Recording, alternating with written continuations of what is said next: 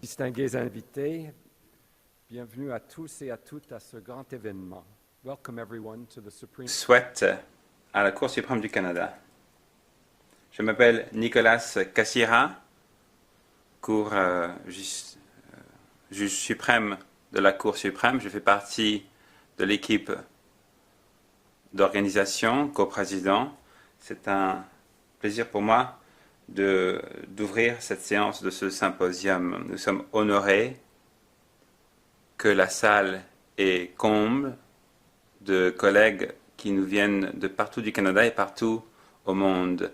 Nous avons des conférenciers qui ont pris leur temps pour essayer de répondre aux questions et qui découlent du 100e anniversaire de la Cour suprême.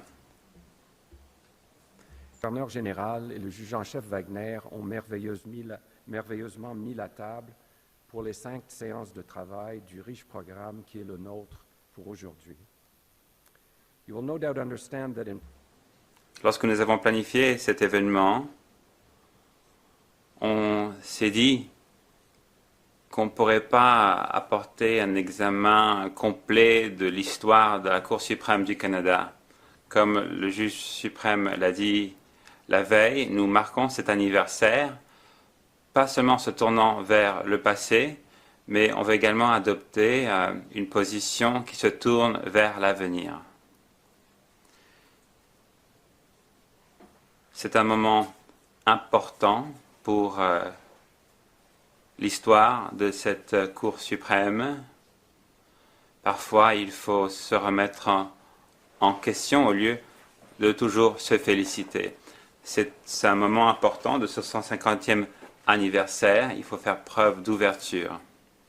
Les orientations traversent les 5 séances de travail de la journée. Et ici encore, nous faisons écho aux propos du juge en chef d'hier soir.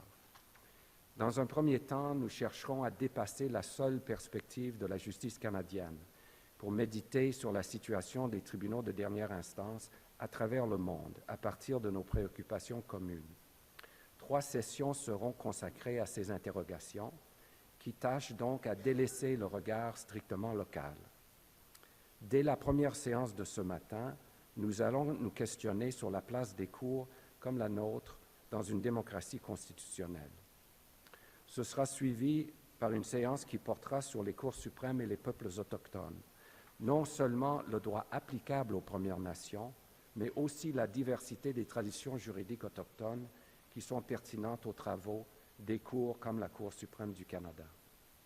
Et, en toute fin de journée aujourd'hui, une dernière séance adoptant cette démarche à ciel ouvert avec l'intervention de 2 grands internationalistes traitant d'un monde juridique qui convient de qualifier de cosmopolite.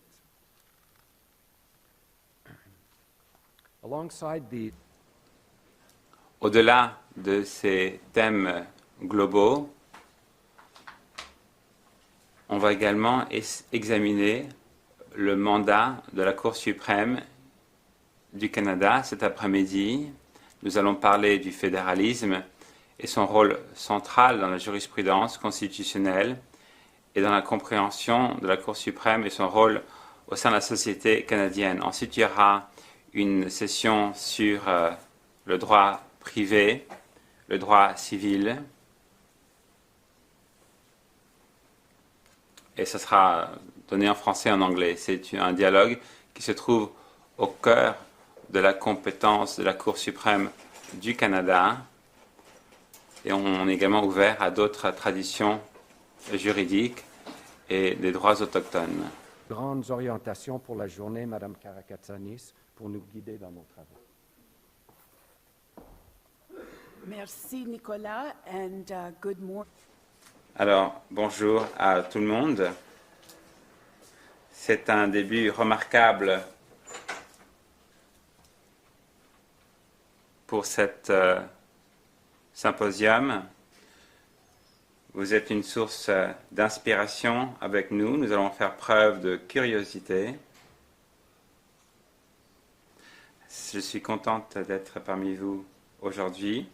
En 2017, on a accueilli le symposium ici et je suis ravi que les rénovations ont été reportées pour que nous puissions marquer ce moment important. Suprême, nous sommes ravis de vous souhaiter la bienvenue à notre salle d'audience, à votre salle d'audience, à la Cour de tous les Canadiens et Canadiennes. Et bienvenue également à une journée de discussion, d'échange, de réflexion qui sera certainement fascinante. It's especially Alors, c'est un plaisir d'accueillir ce symposium dans cette pièce qui symbolise le rôle de l'État de droit, qui invoque l'humilité. Les juges suprêmes de la Cour savent que nous faisons partie d'une institution historique inspirée par les 83 juges de la Cour suprême qui ont servi depuis 150 ans avec une responsabilité lourde, à savoir assumer la responsabilité, protéger l'état de droit, faire la promouvoir de l'état de droit et la justice pour tous les Canadiens. C'est un privilège de vous accueillir ici aujourd'hui, juristes, universitaires, journalistes, étudiants et tous ceux qui se joignent à nous en ligne. Nous sommes ravis que vous soyez ici en personne ou en virtuel, et nous espérons que vous allez trouver les discussions que nous allons tenir aujourd'hui une source d'inspiration, car l'avenir promet des défis, mais également des opportunités. Alors là-dessus, ceux d'accueillir les conférenciers si distingués à animer nos discussions et réflexions aujourd'hui. What a dramatic timing. c'est un moment opportun pour ce symposium. Le rôle d'une Cour suprême dans une démocratie constitutionnelle. On va s'appuyer sur différents points de vue. La table ronde va examiner le rôle d'une Cour suprême dans une démocratie constitutionnelle avec la responsabilité de défendre le système juridique et son état de droit. De vous présenter la modératrice de la session, l'honorable Georgina Jackson, distinguished jurist, dear friend.